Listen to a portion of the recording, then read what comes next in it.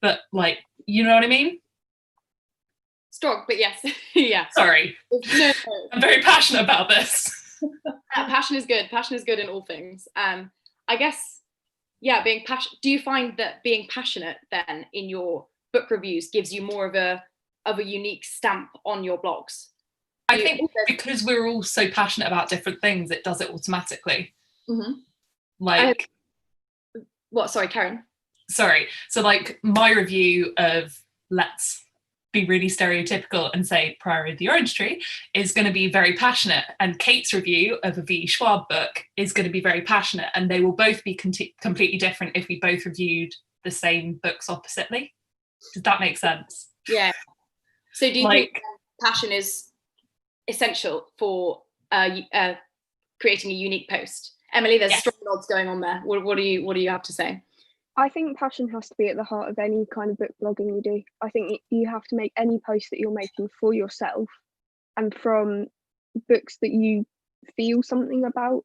Because if you're just trying to review, let's say, like the latest book that's trending that everyone's reading and reviewing, but you're just kind of forcing it, it will read like you're forcing it. Rather than I often find if I find a review for a book that's on my TBR but I haven't picked it up yet and someone's really strongly passionate about it, that will make me go and get it. Mm-hmm. Absolutely. Beth?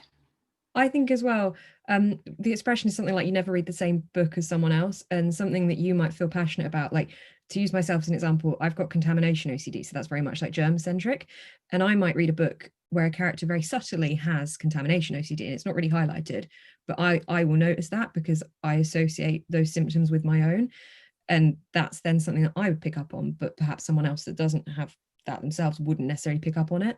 So I think it's our passions that drive it, but also the fact that I want to tell people about these kind of things so they can be more aware of it. And yeah, you will pick up something different from each book, and like you might like one book because it has queer representation in it because that resonates for you. You might like another book because it's got depression representation in it because that represents for you. So it makes each book uniquely special as to why we like them, and therefore we can put that into our posts, I think. Yeah, I get that. Kate, as our champion of diversity shortlistee here, have you anything to add? Yeah, I think that a lot of people in the UKYA and the general global YA community are really passionate about promoting diverse books. And I think that you can automatically tell in people's posts when they've really read and enjoyed this book and they want to put it out there and they want more people to talk about it. And I really enjoy when there's almost like a wave through the community of people reading a particular book and loads of people enjoying it. And it's so nice to see. Like, I think recently that happened with All Boys Aren't Blue by George M. Johnson and You Should See Me in a Crown. Both of those seem to have this wave of lots of people reading them and everyone saying, gosh, isn't this a fantastic book? And I think stuff like that just goes to prove that it's so important to promote diverse books that you enjoy, because like Emily said, if somebody comes to your blog and reads a post and you're talking really excitedly about a particular book that has maybe been a bit underrepresented and has sort of flown under the radar, and it's by a person of colour or a queer author or a person of colour who is also queer, then somebody might come on your blog and see that and decide to go and check it out or read it. So that kind of influence and sharing excitement, I think, is really important for promoting diversity. Mm-hmm. That was very succinctly said there, Kate. I will move us on to our next question, probably our last question actually before we have to open up to Q&As with Lexi. This is much more of a technical question, I guess, than the passion that we've been going through in the last half hour. But when you finally have your perfect post and you feel like it's really got that unique stamp on it and you've got that passion behind it, how do you promote it to get it out to the most people? How do you share that message with the world? What is the best way to do that? Ellie, we haven't heard from you in a little while. I mean, when we have a new post and we are trying to get it out there, I normally leave the Twitter side of things to Imi because she has a bigger following, whereas I'll then take on the Instagram side because I have a bigger following on Instagram. So we work together in that way to kind of cover a broader network of followers. And then I'll often, like, on the post, because I post every night, so on my evening post I'll just be like, oh, we have a new post up for this book, and then in like my Instagram post I'll have the book in the photo, and so it just kind of like, there's a specific word for it but I can't exactly remember what the word is, but it's kind of like cross-referencing but not cross-referencing, like Cross-posting. maybe, like, I don't know, I feel like posting. yeah, you probably get like where I'm going with this. But anyway, that way we can just like encapsulate more people and get it out. And then also we've got like a really supportive group of like UK bloggers who also like retweet when we've like posted stuff. So they help out as well. But that's really what we do. Mm-hmm. And for those of you who are not in a pair blogger, do you find that it's just the social media that is the best way to promote, or do you have a particular way of doing it? Any of you, if you want to jump out at me? Yes, Beth? Yeah, I tend to find when I look at my analytics, I get most of my blog views coming from Twitter or Pinterest. Pinterest, the bane of any blogger's existence, unless you are magical and actually know how to use it properly, which I don't. I have done many tutorials, but it does somehow occasionally work if you use the right keywords and you get the right graphic. Sometimes that one pin will go really far. But Twitter, I think what I do is I regularly cycle through my blog posts and share them. Like I try to share one blog post every day on Twitter, and that will then recycle around once I've done like all of my newer blog posts, because like statistically you're not going to get everyone with that one post. And the same with Instagram stories. Like I have the swipe up feature so I can send people directly there, but you're always going to miss people if you only post it the one time at 7 o'clock, for example. Like it's trying to match it to the algorithm and like the different people that are online, the different audiences. Like if you're doing like a UK versus US book cover, for example, then you're going to want to hit both your UK and your US audiences. So look at the posting times for when they're going to be online. Interesting. I've never really thought about it in the algorithm and the analytics thought point. Do any of the rest of you use analytics to get your posts out? Ooh, a firm no. Beth, you're ahead of the curve. Social media. Yeah, my day job is in social media, so my brain is always right. How can we get this to the most audience? I mean, it's definitely something like considered, but I probably don't think about it in as much depth as Beth does. But Beth has like a much broader like following than most of us. Beth's a big dog on Twitter. Yeah, Imi's gigantic on Twitter. Imi's got like, you've got like 20,000 or something, Imi. Yeah. No, it's 50,000, darling. I do, but it's a relic. While I have a large number, I do not have the interaction that you do. And just one final question, Lexi. I know, sorry, we have to go over to the questions from the audience, but just very quickly, you talk about reposting. Both of you talked about reposting to make sure that it comes up in the algorithm. How do you keep your posts from becoming repetitive? So obviously you repost the same post, and that's going to be a repeat because it's a direct repeat. But if you want to keep every single post unique, how do you stop it from becoming repetitive? If you're posting regularly, I'd say, Ellie, you said you post every night. How do you make sure that you keep it unique every time? I mean, so when I'm doing my Instagram posts, I always make sure to focus on a different book every night. And so what I'm doing at the moment is I kind of like to alternate between a flat lay and a stack. So then you'll have like a flat lay, which is like a diverse book. And then you'll have a stack, which is kind of like a recommendation, like books that I enjoy. And those recommendation like stacks often tie into when we do recommendation posts. So recently for like recommendation stats, I've done a few on like A-spec books, and I've got like a few more on A-spec books planned. So I suppose that's what I enjoy posting, and I also like it's what my followers are also interested in seeing. So that way it's kind of, I enjoy it, they enjoy it, and it keeps it like different. So anyone else have anything to add before we move over to Beth, back to you. I try and spread mine out as well. So like I said, I try and post one of my blog posts on Twitter every day, but in between that I'll also post like funny posts or helpful posts. Like I'll try and split it up with what I'm doing. One day I think my brain will just stop coming up with this stuff, because I've been doing this for like 2 years constantly on Twitter now, and I can still come up with things. One day it's going to fail me, but I just try and balance it, because I think your audience isn't going to want to constantly see the same thing, and neither is the algorithm, and that's going to kind of lose your followers. So to just mix it in there with stuff that does well, and your blog promotions and other retweets and things is a good mix. Sounds good. Any other thoughts before we hand over to Lexi? No, all good. Lexi, please take the floor with our audience Q&A. Just remember to unmute myself, and now I have to speak up. We've discovered that I'm a lot quieter on video than I am in person. I think it's your microphone, to be fair, Lexi. I don't think it's actually you. Probably not. Thank you all so much for that. We've got an amazing range of questions. So thank you to Marta, who's been gathering those all up for us. So we're going to start with Amy Jane Alice, who wanted to know, do your posts require a lot of research and planning? And if I don't see a hand up, I'm going to pick on people. And I'm going to pick on Beth. Oh, Emi's hand was up. I'll come back to you, Imi. I'm picking on Beth. Okay. It very much depends on what the post is, I think. Like, I was going to say there's a post in my drafts and then tell you what it all was, but that would be telling. But like, it totally depends. Like, if you're writing something on a book that, like, if you're writing a book review on a book that you read, like, you may or may not need to do research into it, depending on what kind of a book. Like, if it's a historical fiction, you might want to research more into it, or if it's talking about a topic that you're interested to learn more in.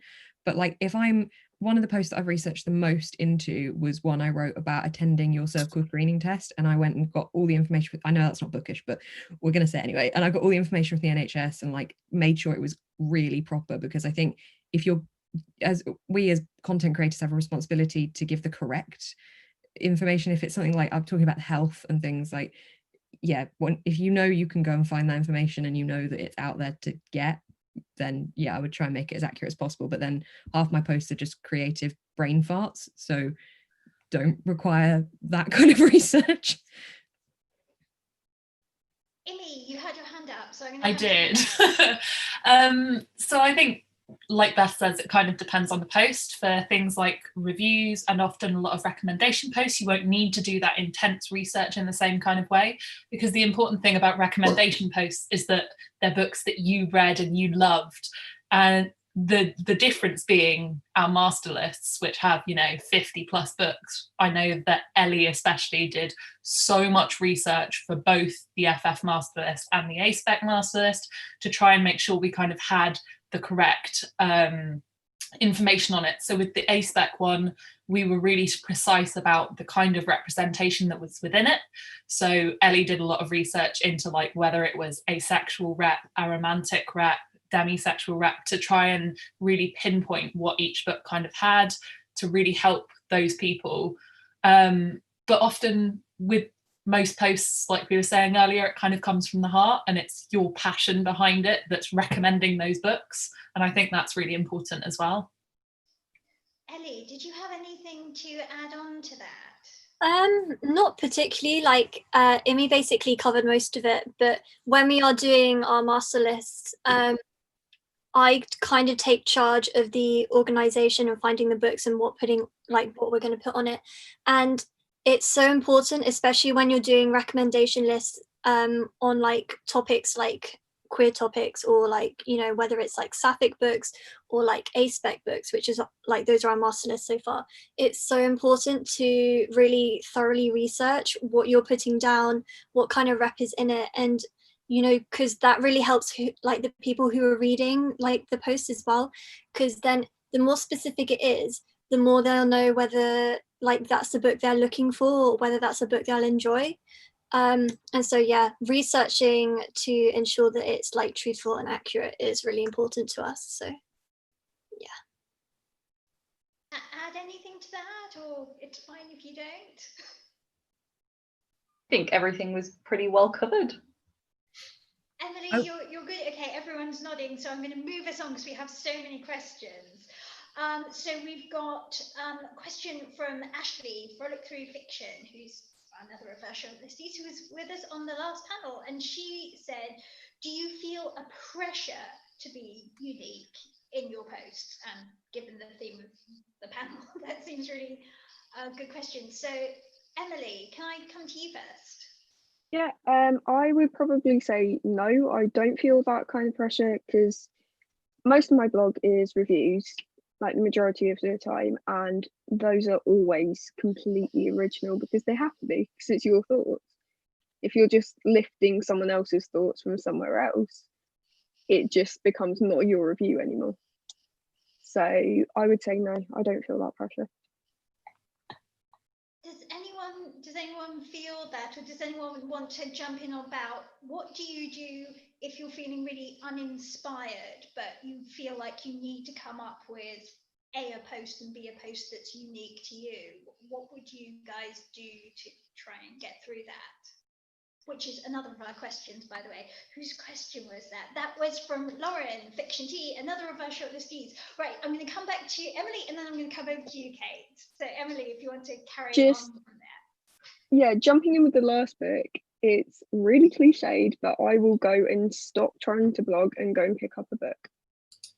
I think that's a fairly obvious kind of solution for most of us in the community. If that's not working, then I'll just kind of go, right, today's not the right time to try and force something out, because it will just read again as forced, and it won't be as good as something where you've just sat down and something's clicked and it all goes. I often quite find going and making a cup of tea, just something to physically force you out of the room and do something else, and then when you come back, you've got a fresh set of eyes and you might be more ready to go. Brilliant. Kate, you wanted to jump in on that.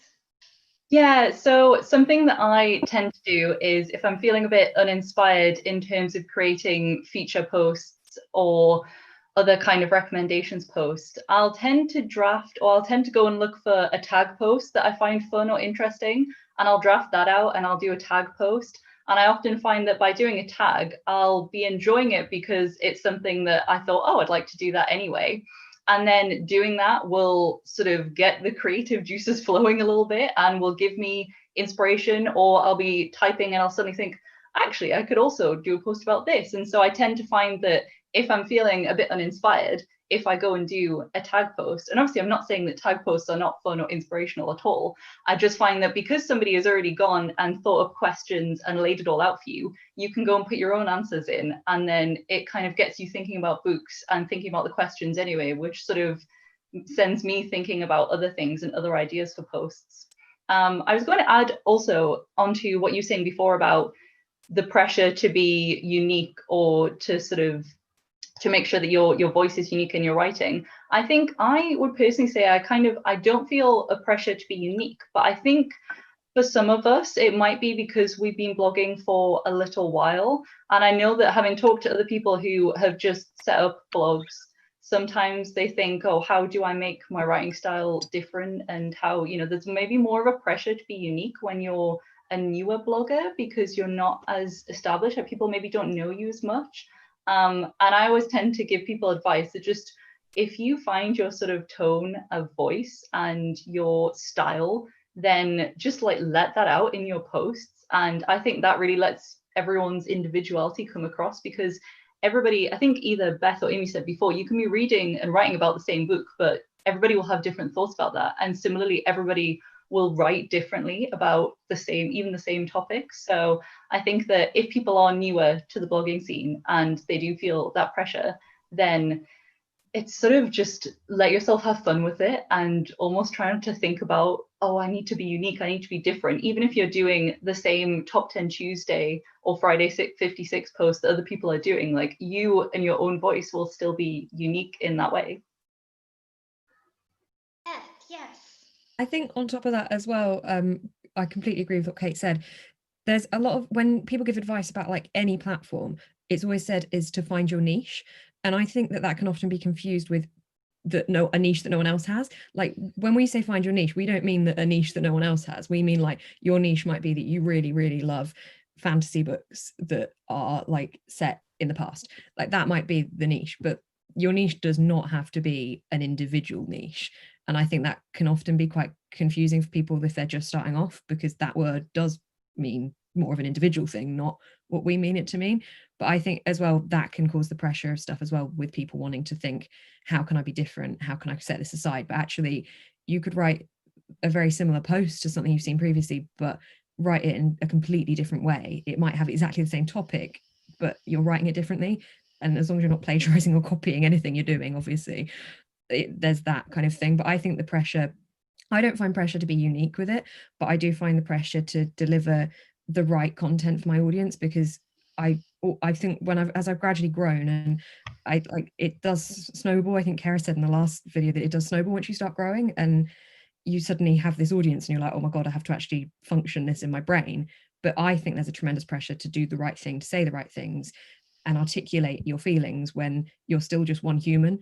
We don't all have PR teams and stuff to check what we're doing. We've got friends, but yeah, I think there's a lot going around at the moment of like, you can make mistakes and you can learn, you can grow from it. And I think that's also important, because we all do. I've made mistakes. I've got out of date information and not realized it was out of date, and like things like that. But the point is, you learn, you grow. So that's where I find the pressure to be, because I just want to make the best content and be a nice, kind, good creator. But sometimes you don't know everything.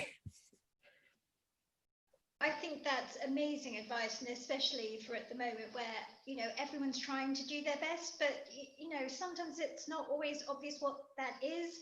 And you know, we're doing things when we're tired and between jobs, and you know, when people aren't well, and sometimes you don't say things in the perfect way that you would like to when, you know, you're planning. But you know, I think that's a lovely thing about, we're all in this together. And I think as an author, that's one of the things that I find about being part of the community, that thing about supporting each other and learning together and sharing things and just assuming the best of each other. I think that's one of the things I found when I got into UKYA, was really how nice people were and how well they meant towards each other. So I really appreciate that. So moving on with other questions, because we've got so many and they're all so good. Amy of Amy's Bookish Life, another of our shortlistees. It's so lovely that you're supporting each other, talking about everyone being nice and supportive and being there for each other. Amy had a similar question about coming up with our original ideas, which I think we've covered, but she also wanted to know what made you guys start blogging. And I'm sure that's something that will really appeal to people who might be listening today thinking, shall I go for it? Shall I not go for it? How do I go for it? So what would you say to people who are thinking about it? What got you going and what was the magic thing? Do I have a taker? Emmy's waving at me from the middle. I'm just like, do you want me to add that? Yes, so I started blogging a week after YALC in 2017, I want to say it was. So it was actually the second time I went to YALC, but it was the first time that I kind of went and was like, I want to talk about it more. And I'd just won an arc of The Exact Opposite of OK by Laura Stephen, and that was my first arc, and I was so excited. Like, I loved that book, and I did not shut up about it for the following like 6 months until it was published, and that was one of my first reviews on my blog, and it was like this kind of spark that just kind of lit me up, and I just went crazy with it, and it was just the best time. Brilliant. Ellie, how did you get going, and how did you guys come together and really make that decision to do this as a team? Well, I mean, I originally started blogging because it's kind of funny, but I was at the library with my mom, and there was like an article in the Telegraph, and she was like, you know, these people read a lot of books, you read a lot of books too, you should do this. And I thought she didn't think I'd take her seriously, but I did. And so I set up my blog, and then I did my bookstagram stuff, and then I met Imi, actually, like she gave, like, anyway, long story, you don't need to know it, but anyway, we met through bookstagram, and we became really good friends, and then we met in person, and then we became even better friends, and then eventually we realized a lot of our interests like aligned. And so when we first hosted FF February, we initially had different blogs, and we realized actually it was Imi who suggested it. She was like, maybe we should actually co-blog together, because we'd be a lot more like effective, and we'd turn out like a lot more content, and together we could probably do a lot better than we do individually. And so kind of all those factors meant that we thought it was a good idea, and then we came together to blog, and it's gone well so far. It's really great. Brilliant. Does anyone else want to jump on that? Do I have anything, Beth? Me again. I think I started my blog to fill a little hole, to be honest, because I started my Instagram in 2016 as a New Year's resolution. And a couple of months after I started my blog, because I was leaving uni at the same time. And my degree was in film production, so it was quite creatively brained. And I was quite daunted by the fact that I was going to lose that, like for the first time ever, not be doing essays and things like that. So I just thought I'd set myself a load more work and start a blog instead. But honestly, it filled a hole of creativity, of writing, and of also, like, I also tried YouTube at that point and then stopped for a couple of years and then came back. So it was that filmmaking hole as well. But it definitely worked, and now I'm still doing it 4.5 years later. Brilliant. Emily, I know that you wanted to add on there. Yeah, so I started my blog 2 years ago in the summer, just after I'd finished my exams. So I had a really long summer and I didn't really know what to do with it. And I'd been reviewing for my regional library system for a couple of years before that. So I'd built up kind of this bank of reviews, and I've been reading so much ever since I was really little. So I was like, why not just share some of that? I never expected it to go anywhere. I definitely did not expect to be nominated for any sort of award. And it just all kind of came from, I really love books. I would like to talk about them a bit more. Why not? Fantastic. I'm going to squash in one last question just because we had a latecomer who hasn't asked a question yet. So Nick has just asked, what's your go-to post? So maybe a feature or something that you do a version of fairly regularly, but how do you mold that and make it unique? If it's a post like the equivalent of Follow Friday on Twitter, what do you do to make that yours? Kate, can I come to you because we haven't heard from you in a little bit? Yeah, sure. So I do Top 10 Tuesday every Tuesday. And obviously the topics or the themes for each week are different every single week. So the themes lend themselves to making each post different.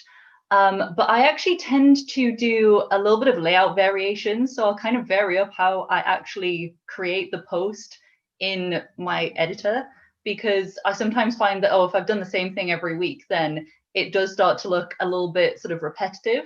So I'll sometimes vary up the layout just to make it a little bit more eye-catching or easier to read for people, especially if I'm writing a lot of text. But the weekly topics tend to be quite different. And depending on the topic, I'll try and change each post to have a slightly different tone. So if one is 10 books that you enjoyed as a child, then I might make the tone of it quite nostalgic. Or if one is 10 books that made you laugh, then I'll try and write more sort of jokes or silly kind of puns or just funny things into the post. So I think depending on the topic, or just depending on how I feel like writing that week, I will try and change each post a little bit, even though it's the same weekly feature. Brilliant. Does anyone want to jump in there? Any other thoughts, any other comments on that? Yes, Beth, great. I don't tend to do like the top 10 Tuesdays and what did you say earlier? Friday 50 something or other, Kate? I haven't heard of that one. Friday 56. It's when you post a quote from the book that you're currently reading every Friday, and it's on page 56 of the book. Okay, how have I managed to miss that? Right. My favorite post to write, though, and like the ones I enjoy the most, are more my discussion posts. So one I wrote recently was something like the millennials missing attention span, which I wrote as more of like an article type thing, and about how like are we spending more time on our phones than we are actually reading books and things. And I really like writing those kind of ones because that's when I can get into the nitty gritty, and that's the kind of blog post I write. I come back to again. I feel like I have good fun writing those because it's, again, as I said, I filled a hole with uni, and they're more like a uni essay type thing, but fun. Glutton for punishment you are, Beth. Well, I think we're sort of coming to the end. So I wanted, at last workshop, one of the things we did is we had one question that was really good tweetable question because it was about a post. So Connie Reeves wanted to know, what has been your favourite post to plan, write, vlog this year? And I thought maybe after the end of this, sometime later tonight, sometime tomorrow, we could all jump on the hashtag UKYABA 2020 and you guys could post that for everyone as a way of following up your content and make sure we're getting everyone everyone to follow you on all your channels after today, which has been amazing. So if I can leave that with you to take away, I'm going to hand back to Ellie briefly to finish things off. So thank you all so much. Ellie. Thank you. Thank you, Lexi, for collating the Q&A. Well, thank you to Marta for collating the Q&A and for handing it over to Lexi to chair that little bit. And most of all, thank you so much to our panel of shortlistees, Beth, Kate, Emily, Imi and Ellie. You can find their blogs posted on our Twitter and our Instagram accounts and the UKYABA page. Yes, that's too many letters. UKYABA page. So do check them out. And if you don't follow them, make sure you give them a follow. Also, of course, a huge thank you to our sponsors for their generosity. YALC, Bloomsbury Children's Books, UCLan Publishing. I did it again, still can't say that. UCLan Publishing, Hockey Books, Walker Books, and Nosy Crow. And most of all, thank you so much to our viewers. We're disappointed, of course, not to be with you in person at YALC this year, but we're really pleased that we've still been able to host our events, albeit in a slightly less conventional fashion. But thank you so much for joining us in this fashion. We hope you've been inspired by our fantastic shortlistees and got some more ideas for some unique posts if you are a blogger yourself. Don't forget to tune in tomorrow for our final workshop about creating and taking perfect bookish pics. There we go. Can't say that either. Perfect